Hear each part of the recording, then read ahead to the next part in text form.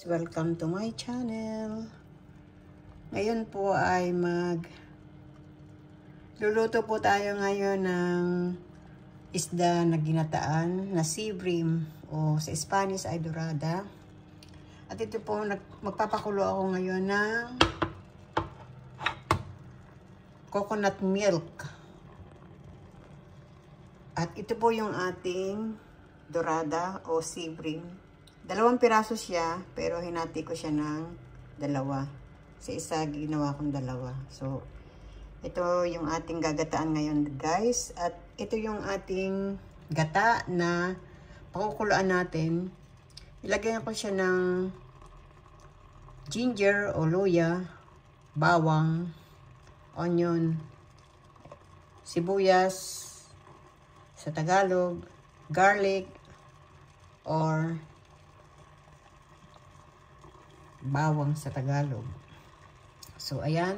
Kung gusto nyo kumain ng ginataan, ito po yung aking version. Magluluto tayo ng ginataan ngayon. So, continue natin na takpan at pakuluin natin siya. Then, ilagay natin yung isda at gulay. Meron tayong talong at saka okra. Ayan. At sa nga pala guys, yung itim na yan ay paminta. Nakalimutan kong minention kanina. I add some black pepper also and a little bit of salt. Mamaya natin yan dadagdagan o titimplahan pagka luto na yung ating ginataang isda. At dahil kumukulo na yung ating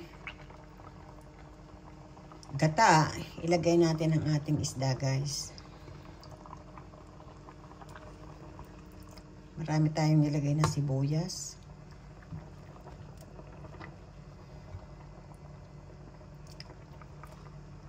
I add a lot of onion and ginger para masarap yung ating ginataan na isda. Ayan.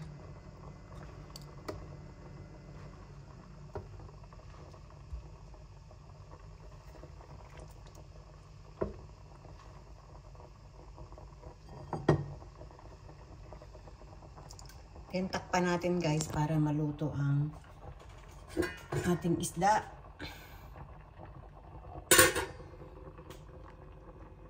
Ating talong guys, kasi nga mahilig ako sa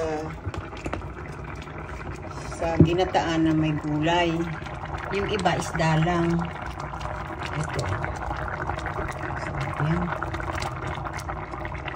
Pinaliktad ko na siya guys kasi hindi ko na pinakita sa inyo dahil hindi ko mahawakan yung aking cellphone kasi cellphone lang ang gamit ko. Wala akong paglagyan ng cellphone, wala akong stand guys. Sarap. My God. So ilagay na natin yung talong kasi itong talong naman na ito madali lang siyang maluto guys.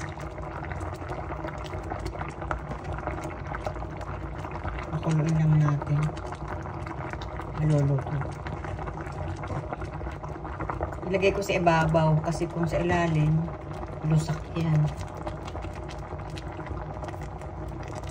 Dali lang maluto yan kasi Asian eggplant yan, hindi yung local dito sa Europe.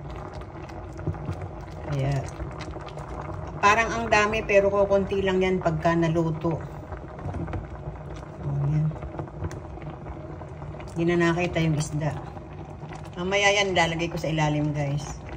Sakpan natin. So, ito guys yung ating ginataan na isda na dorada sa Spanish. So, ito yung isda natin guys. Ilagay natin sa ilalim yung talong para hindi naman madurog yung ating isda.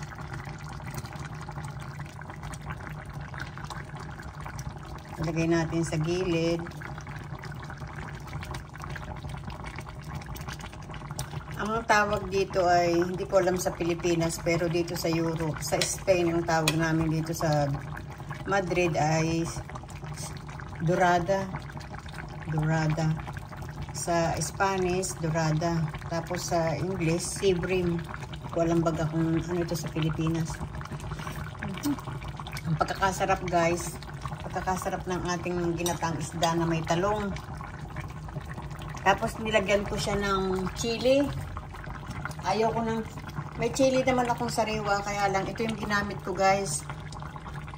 Ito oh, Thai chili. Masarap siya guys, napakasarap. Masarap itong Thai na chili.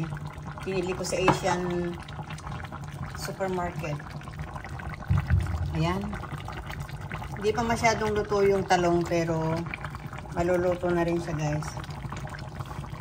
Kasi maliit lang yung barn nung ano, maliit lang kasi itong lutuan na. Kaya iniusod ko para ano siya, maluto. Mga taywa po. Naluto tayo tarong. Oh, luto na yan. Kanina pa eh. So guys, salamat sa panonood. Sana nagustuhan nyo itong aking ginataang isda na may talong.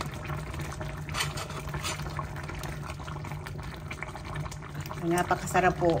Napakasarap talaga. Salamat guys. Namumula-mula siya kasi gawa ng chili. Pero ang sarap niya. Ako'y nagugutom na guys. Salamat sa panonood. Thank you for watching.